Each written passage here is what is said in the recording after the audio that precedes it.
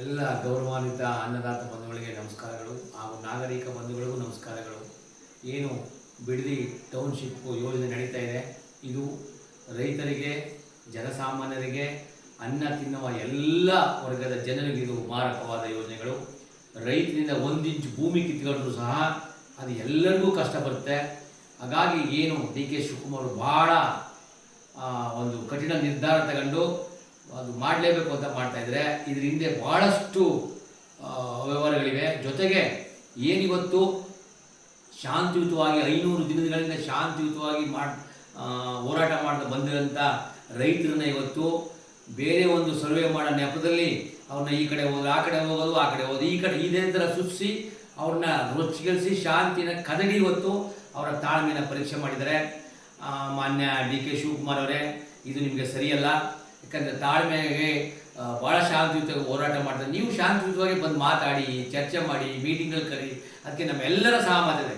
ಆದರೆ ಹಿಂದ್ಗಡೆಯಿಂದ ಆ ಕಡೆ ಈ ಕಡೆ ಇವೆಲ್ಲ ಕಳಿಸೋದು, ಹಿಂಬಾಲಿಂದ ಮಾಡೋಂಥ ಕೆಲಸಕ್ಕೆ ಯಾವತ್ತೂ ರೈತರು ಒಪ್ಪಲ್ಲ. ಅವ್ರ ತಾಳ್ಮೆನ ನೀವು ಪರೀಕ್ಷೆ ಮಾಡಬೇಡಿ. ಹಾಗಾಗಿ ಏನು ಇವತ್ತು ನೀವು ಮಾಡಿದರೆ ಆ ಕೇಸ್ಗಳನ್ನ ವಾಪಸ್ ತಗೊಳ್ಳಿ, ಮಾತುಕತೆಗೆ ಬನ್ನಿ.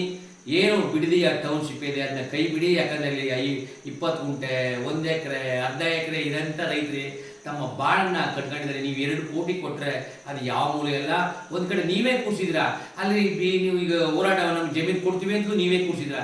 ಅಲ್ಲಿ ರೆಡ್ ಜೋನ್ ತೆಗೆದುಬಿಡಿ, ಯಾರ್ಯಾರು ಮಾರಲಿ, ನಾವು ಮಾರೋರನ್ನ ಬೇಡ ಅನ್ನಲ್ಲ. ಆಗ ಅವ್ರಿಗೂ ನಮ್ಮ ಅಣ್ಣ ತಮ್ಮನಿಗೆ ಹೇಳ್ತೀವಿ, ನೋಡಿ ಮುಂದೆ ಯೋಚನೆ ಮಾಡಿ ನಿಮ್ಮ ಮಕ್ಕಳಿಗೆ. ಹಾಗಾಗಿ ಏನಿವತ್ತು ಹೋರಾಟ ಮಾಡಿದ್ರೆ ಮಾನ್ಯನನ್ನ ತಾಯಿಂದರೆ, ಅಕ್ಕ ತಂಗಿಯರೇ, ಅಣ್ಣ ತಮ್ಮಿದರೆ ಯಾವುದೇ ಕಾರಣಕ್ಕೂ ನೀವು ಶಾಂತಿನ ಕಳ್ಕೊಬೇಡಿ, ತಾಳ್ಮೆಯಿಂದಲೇ. ಸರ್ಕಾರ ತನ್ನ ಕೈಲಿ ಆಗಲಿದ್ದೀಗ ಈ ಥರ ಪ್ರಕ್ರಿಯೆಗಳನ್ನ ಮಾಡಿ ನಮ್ಮನ್ನ ರೊಚ್ಚು ಬೀಳಿಸ್ತಾರೆ, ನಮ್ಮ ಶಾಂತಿನ ಕೆಣಕ್ತಾರೆ, ನಮ್ಮ ತಾಳ್ಮೆನ ಪರೀಕ್ಷೆ ಕೊಡ್ತಾರೆ. ಹಾಗಾಗಿ ನಾವು ಯಾವುದೇ ಕಾರಣಕ್ಕೂ ತಾಳ್ಮೆನ ಕಳ್ಕೊಬೇಡಿ. ನಮ್ಮ ಹೋರಾಟ, ನಮ್ಮ ಭೂಮಿ ಯಾರೋ ಅಧಿಕಾರಿಗಳ ವಿರುದ್ಧ, ಯಾರೋ ವಿರುದ್ಧ ಅಲ್ಲ. ಯಾಕಂದರೆ CM ಮತ್ತು ಏನು ಇದ್ದಾರೆ ಅವರ ವಿರುದ್ಧ ಇದು ಹೋರಾಟ, ಕಾಂಗ್ರೆಸ್ ಸರ್ಕಾರದ ವಿರುದ್ಧ ಹೋರಾಟ. ಹಾಗಾಗಿ ಅಧಿಕಾರಿಗಳ ವಿರುದ್ಧ ಹೋರಾಟ ಅಲ್ಲ. ಅವರು ಕೆಳಗಿದ್ದವನ್ನೆಲ್ಲ ಕಳಿಸ್ತಾರೆ. ಹಾಗಾಗಿ ಯಾವುದೇ ಕಾರಣಕ್ಕೂ ನನ್ನ ಅಕ್ಕ ತಂಗಿಯರು, ತಾಯಿಂದರು ತಾಳ್ಮೆನ ಕಳ್ಕೊಬೇಡಿ. ಹೋರಾಟ ನಿರಂತರ ಹೋರಾಟ ಇರುತ್ತೆ.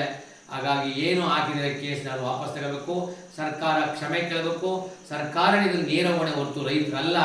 ಹಾಗಾಗಿ ಸರ್ಕಾರ ಬುದ್ಧಿ ಕಲಿಸಿದ್ರೆ 21ನೇ ತಾರೀಕು ಇಡೀ ಕರ್ನಾಟಕದ ಎಲ್ಲ ಜಿಲ್ಲೆಗಳನ್ನು ರಸ್ತೆ ರೋಕ್ ಮಾಡ್ತಾ ಇದ್ದೀವಿ, ಮತ್ತು ಮನೆಗಳೆಲ್ಲ ಬಾವುಟ ಹಾರಿಸ್ತಾ ಇದ್ದೀವಿ. ಹಾಗಾಗಿ ಮಾನ್ಯ ಶಿವಕುಮಾರ್ ಅವ್ರಿಗೆ ಹೇಳ್ತೀವಿ, ನಾವು ತಕ್ಷಣವೇ ಅದನ್ನು ವಾಪಸ್ ತಗೊಂಡು ಆ ರೈತರ ಬದುಕನ್ನ 9,000 ಎಕರೆಯಲ್ಲಿ 2,000 ಎಕರೆ ಗೋಮಾಳ ಇದೆ, ಅದು ಎಲ್ಲವನ್ನೂ ಬರೆಸ್ಕೊಂಡಿದೆ. ಯಾರ್ಯಾರು ಎಷ್ಟೆಷ್ಟು ಬರೆಸಿದ್ದಾರೆ ಅಂತ ಗೊತ್ತು. ಇನ್ನು 500-600 ಎಕರೆನ ಉಳಿಸ್ಕೊಂಡು ಇನ್ನು 2,000 ಎಕರೆನ ನಿಮ್ಗೆ ಇಷ್ಟ ಬಂದವ್ರಿಗೆ ಖಾತೆ ಮಾಡಿದ್ದಾರೆ. ಅದೆಲ್ಲ ನಮ್ಗೆ ಗೊತ್ತಿದೆ, ಅದೆಲ್ಲವನ್ನು ನಾವು ತೆಗಿತೀವಿ.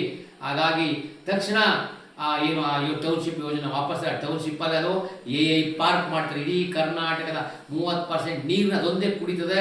ಮತ್ತು ಏನು ನಮ್ಮ ಬೆಂಗಳೂರು ನಾಗರಿಕರನ್ನ ಹೇಳ್ತಾ ಇದ್ದೀನಿ, ಅಲ್ಲಿ AI ಪಾರ್ಕ್ ಆದರೆ ನೀವೆಲ್ಲ ತೊಂದರೆ ಆಗುತ್ತೆ, ಬಿಸಿ ಗಾಳಿ ಜಾಸ್ತಿ ಆಗುತ್ತೆ.